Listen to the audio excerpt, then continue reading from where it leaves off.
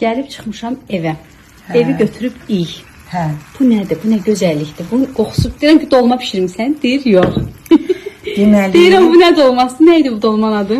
Əvvəla xoş gəlmisən. Xoş gəldin. Çox gözəl yerə getmişdin. Aparacam səni ora. Bəli. Çox sevdim Çox oranı. xoşuma gəldi. Deməli, mən iki səhifəmizdə bizim bir şefimiz var. Onun səhifəsində bu dolmanı görmüşdüm.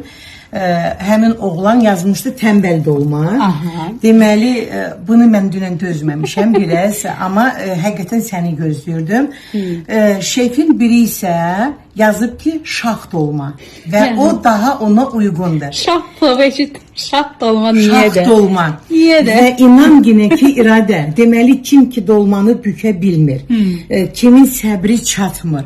Çox unikal bir üsuldur. İndi ətrin görürsən. Evə girən kimi. Sadəcə olaraq burada o qoyunun qabırğaları var ya, antrikotları. Onun dibinə düşsün və inan yenə ki, bunu servis edəndə belə çevirirsən buludun içinə. Hə, bunu da çevirməyə lazımdır. Şax dolma. Yaş bundan indi hansı şahın adını verək? Hansı şahın adını versək? Xətirlərinə deyir, mənim adımı niyə yeməyə qoymusunuz deyə. Yox. Hazırdır bu? Bu hazırdır. Mən səni səbirsizliklə yolumu gözləyirdim və onu da buradan görsənir elə necə yolumu gözləyirsən.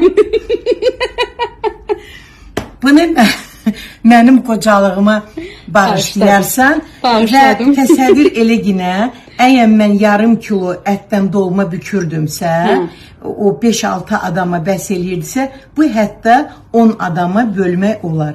Və mən bunu bax bu yolla, bax belə qoyuram boş qaba. Bu ki tortdur. İnan yenə ki, Ətli tort. mən bunu verilişdə hazırlamışdım.